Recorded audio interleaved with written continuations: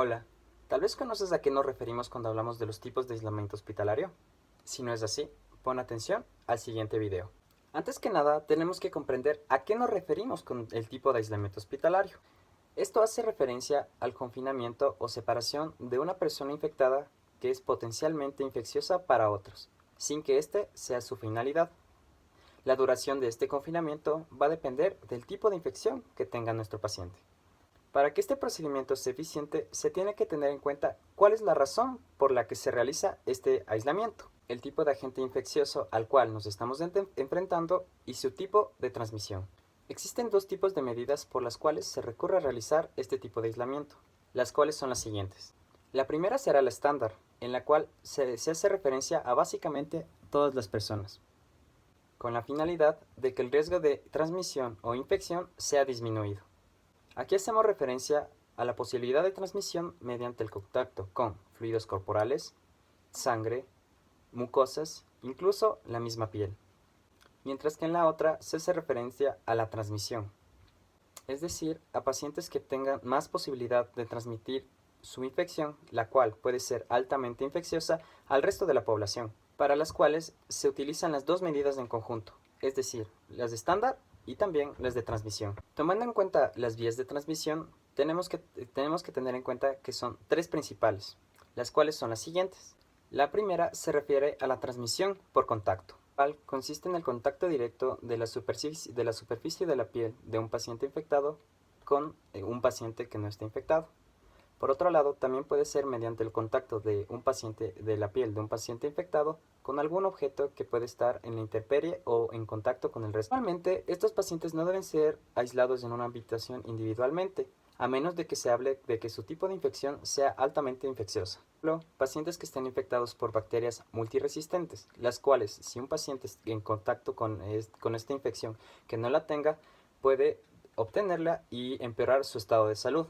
Se recomienda que este tipo de pacientes se encuentren en un medio de pacientes que tengan el mismo tipo de infección, con el fin de que en el caso de estar en contacto con el mismo, no tengan que empeorar su estado de salud, debido a que esta infección ya la tiene. Por lo que se recomienda un distanciamiento entre estos pacientes de por lo menos 1 metro, para que este tipo de infecciones no lleguen a empeorar el estado de salud de nuestros pacientes.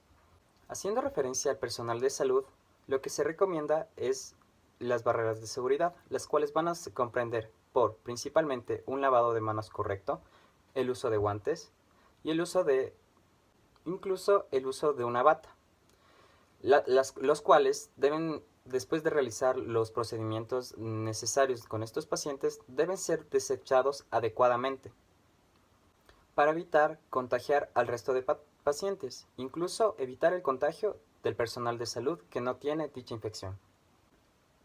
La segunda vía de transmisión se hace referencia a las gotas, las cuales son expectoradas por una persona al momento de toser, estornudar, incluso al hablar. La característica principal va a ser su tamaño, ya que van a ser aproximadamente 5 micras. No se puede ver en este tipo de medidas. Estas llegan a ser contagiosas siempre y cuando estén en contacto con mucosas orales, nasales, incluso las escleras. Sin embargo, estas gotas no quedan suspendidas en el aire, pero estas pueden llegar a transportarse por lo menos a 1 metro de distancia. Es decir, al expectorar, estas pueden volar aproximadamente 1 metro. Debido a esta característica, se recomienda que este tipo de pacientes sean aislados en habitaciones individualmente, la cual llega a tener una restricción al aire del resto del hospital, es decir, sin una ventilación común. Sin embargo, si este paciente necesariamente necesita estar en un ambiente donde se encuentren varias personas, por ejemplo, las salas de emergencia, se recomienda que por lo menos existe un separamiento de aproximadamente 1 metro entre cada paciente. En este tipo de pacientes igualmente se utilizarán las mismas barreras que en el anterior caso, es decir, el uso de guantes y de batas. Sin embargo, aquí se agregará un nuevo tipo de barrera, la cual será el uso de la mascarilla. Igualmente, estas barreras deben ser desechadas adecuadamente, con la final de evitar que el tipo de infección que estamos tratando con el paciente sea propagada por el resto del hospital, ya sea a personas que no estén infectadas con dicha infección o al personal de salud. La tercera vía a la cual vamos a hacer referencias será el aire, en la cual tomaremos en cuenta que las gotículas que van a estar en el aire van a ser de menos de 5 micras, las cuales, debido a su pequeño tamaño, estas sí van a estar suspendidas en el aire. O, incluso, al estar en contacto con el polvo, debido a su pequeño tamaño, estas pueden ser un medio de transporte de las mismas, las cuales van a contaminar a las personas que no tengan dicha infección al inhalar estas partículas. Debido a la gravedad del tamaño de estas partículas, se recomienda aislar a estos pacientes en habitaciones individuales. Este tipo de habitaciones van a tener una característica específica, la cual va a ser tener una ventilación que sea de presión negativa. Esta característica evitará que estas pequeñas partículas salgan de dicha habitación y ronden por todo el hospital infectando al resto de pacientes. Sin embargo, es importante acotar que la habitación tiene que ser constantemente cambiada el aire. Esto como puede ser posible mediante mecanismos de filtrado que tienen habitaciones especiales de los hospitales. Cabe recalcar que debido al tamaño de este tipo de partículas, se recomienda el uso de mascarillas N95. No, estas no, porque estas no funcionan para el filtrado. Este tipo de máscaras van a ser eficaces al momento de filtrar este tipo de partículas, las cuales no lograrán introducirse en el tracto respiratorio de las personas que los usen, ya sea personal médico o incluso personas que lleguen a visitar a los pacientes. Como se mencionó anteriormente, igualmente se utilizarán las barreras necesarias, es decir, el uso de guantes, el uso de batas y especialmente va a ser el uso de la mascarilla N95. Se va a necesitar que sin olvidar que este tipo de barreras deben ser descartadas correctamente.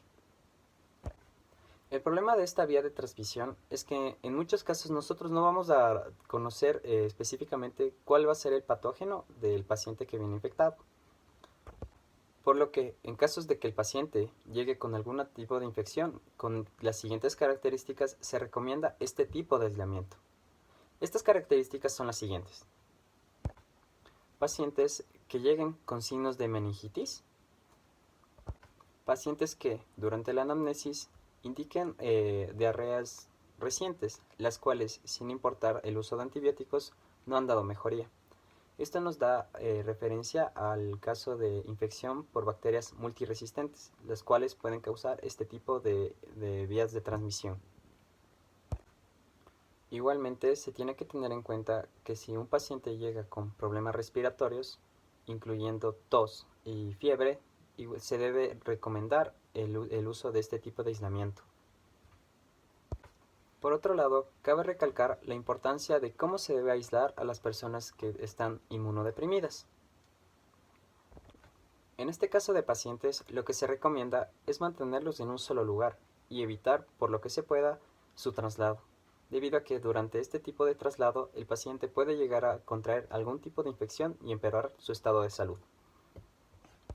Sin embargo, si es necesario el traslado de este tipo de pacientes, lo que se recomienda es utilizar las medidas de bioseguridad en el paciente, es decir, el uso de mascarillas, batas, incluso guantes en el paciente durante su traslado al lugar que sea necesario.